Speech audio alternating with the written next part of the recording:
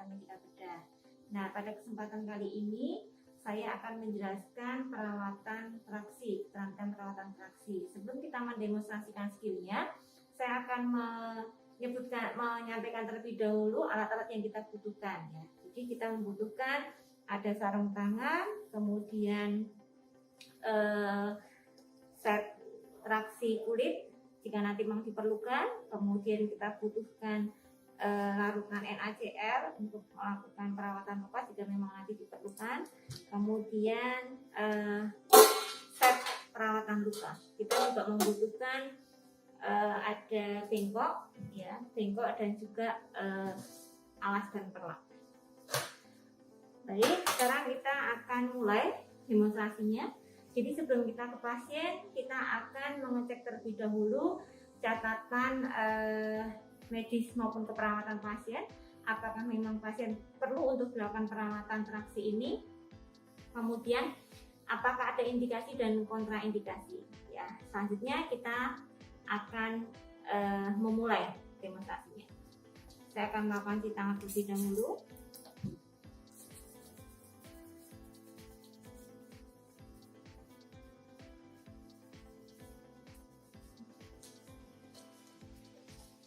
Jangan lupa untuk memakai sarung tangan.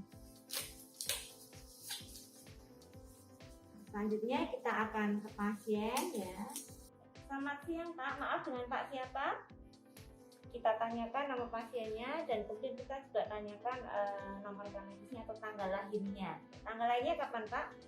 Kita cek kembali, oke memang benar pasien ini akan kita lakukan perawatan traksi. Berikutnya kita tanyakan ke pasien, Pak, ini Bapak sedang dirawat di mana? Kemudian saat ini sedang ditemani oleh siapa? Dan mungkin Bapak ingat ini sekarang hari apa ya Pak? Nah ini kita tanyakan untuk mengkaji bagaimana orientasi orang, tempat, dan waktu pasien. Ya. Berikutnya kita akan menjelaskan ke pasien, Pak. Pada kesempatan kali ini saya perawat Anita ya akan melakukan perawatan traksi pada Bapak karena Bapak kan yang dipasang traksi ya Pak. Nah nanti tujuan dari tindakan ini adalah untuk mengetahui bagaimana kondisi kaki yang saat ini sedang dipasang traksi. Apakah nanti perlu perawatan lagi lebih lanjut atau tidak gitu ya. Nah nanti mungkin waktunya sekitar 7-10 menit Pak. Sebelumnya yang ditanyakan? Tidak ada, kemudian mungkin ada keluhan Pak yang disampaikan, mungkin terasa nyeri begitu di daerah pemasangan traksi. Ya ternyata pasien tidak ada keluhan nyeri. Baik, saya mulai ya Pak ya. Oh ya, kita juga harus memposisikan pasien. Posisi yang ideal adalah supinasi atau alternatif lain adalah posisi semi tendon. Semi tendon itu adalah posisi kepala rendah daripada posisi kaki ya. Ini bantalnya bisa kita ambil terlebih dahulu.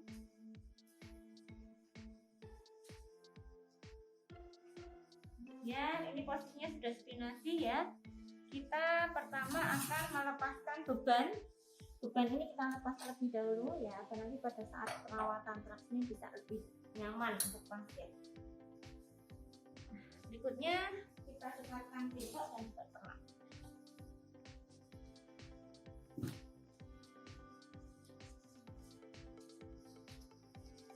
Oke, kita buka padukannya terlebih dahulu.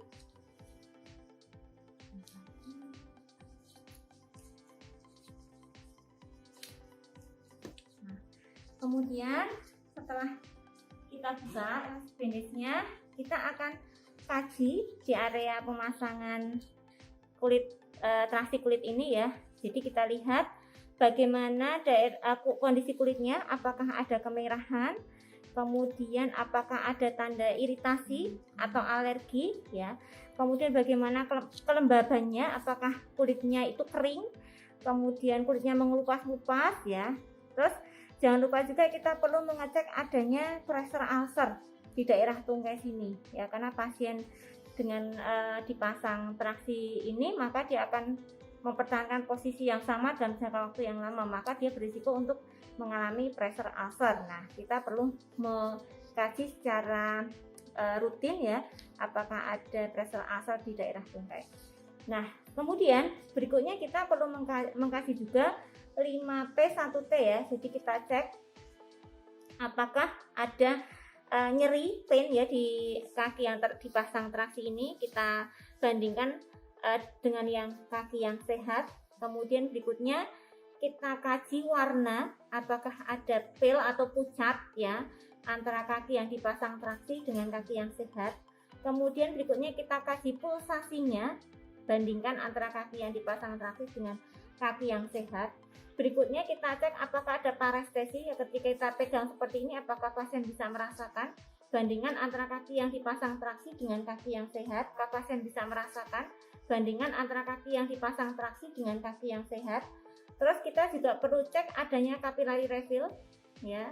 Bagaimana capillary refill-nya kurang dari 2 detik atau lebih bandingkan dengan kaki yang sehat ya. Jadi itu kita cek pada saat kita membuka elastik perban atau elastik bandage-nya pada pemasangan traksi kulit ini. Nah, karena ini kondisinya bagus ya, tidak ada yang bermasalah, kemudian juga pemasang skin traksinya itu masih menempel dengan sempurna ya, maka elastik skin traksi ini tidak perlu kita ganti, kita bisa lanjutkan, nanti hanya perlu kita ganti untuk elastik bandage-nya saja ya. Nah, kita atur posisi pasiennya ya, kemudian kita lakukan pemasangan elastik bandage lagi. Oh ya, ada hal lagi yang perlu kita kaji ya, apakah ada luka di sekitar pemasangan skin traksi ini. Jika memang ada luka, nanti kita perlu melakukan perawatan luka ya. Oke, selanjutnya ini akan saya pasang. Cara megang elastik bandage-nya seperti ini ya, jadi gulungannya ada di luar, kemudian di awal itu agak miring dulu ya posisi elastik bandage-nya, kemudian bagian ujung ini ditekuk ya. Nah, ini fungsinya untuk mengunci agar nanti tidak lepas elastik bandage-nya. Nah, kemudian ini diawali dengan gerakan yang sirkuler ya, kemudian dilanjutkan dengan spiral.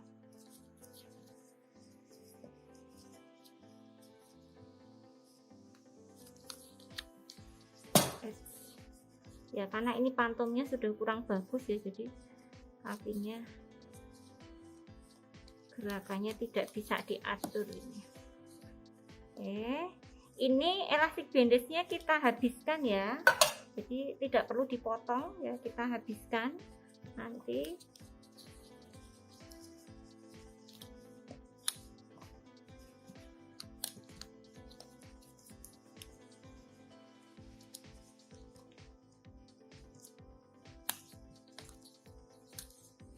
Ya, elastik bandage ini kita pasang tadi ya spiral, kalau terlalu panjang kita pasangkan elastik bandage ini ke arah distal ya.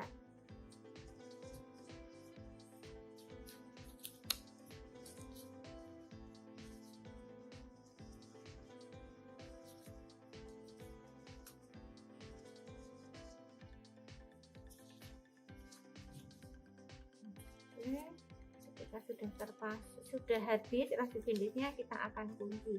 Harusnya ini ada kunci khusus ya, tapi ini ternyata kunci khususnya itu hilang, jadi kita ganti dengan plester ya.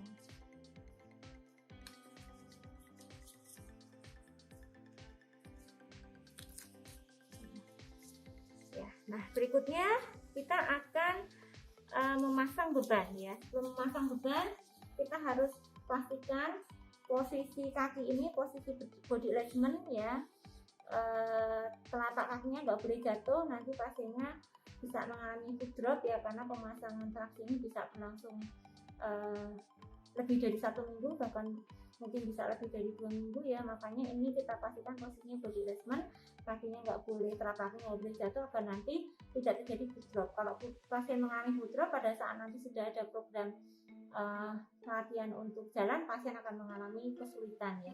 Nah, kemudian kita pastikan tali traksinya ini masih dalam kondisi yang bagus, kuat, tidak rapuh ya. Terus kita pasang beban, dan beban ini kita pastikan sesuai dengan program ya. Kalau untuk yang skin traksi itu kan maksimal 8 pounds, atau ada yang mengatakan 2-5 kg ya. Dan kemudian kita pastikan posisinya menggantung ya. Berikutnya kita akan mengecek ke kaki. Nah, berikutnya kita akan mengecek adanya tanda tromboemboli di kaki yang sehat. Kita bisa lihat ya, bisa observasi apakah ada perubahan warna, misalnya warnanya lebih merah. Kemudian kita tanyakan ke pasien apakah kaki yang kiri ini yang tidak dipasang traksi ya, itu terasa nyeri ya, kemudian terasa hangat ya. Nah, kemudian kita juga bisa melakukan cek seperti ini ya, jadi namanya memansai. Jadi ini lututnya kita angkat ya, kemudian telapak kakinya kita dorong. Nah, jika pasien mengeluhkan nyeri, itu kita curiga adanya tromboemboli ya. Nah, jika memang ada tanda tromboemboli, maka kita bisa kolaborasi dengan dokter untuk pemasangan TEPS ya, atau tromboemboli disease stocking ya. Nah, sudah. Kemudian kita kembalikan posisi pasien, kita rapikan alatnya ya, dan kita pastikan posisi pasien ini body alignment ya, arah tarikannya juga sesuai dengan posisi tulang ya. Nah, oke, kemudian sebelum kita akhiri tindakannya, kita bisa memberikan edukasi ke pasien dan keluarga ya, bahwa Bapak saat ini dipasang traksi kulit, tujuannya adalah untuk membantu mobilisasi tulang yang patah. Nah, nanti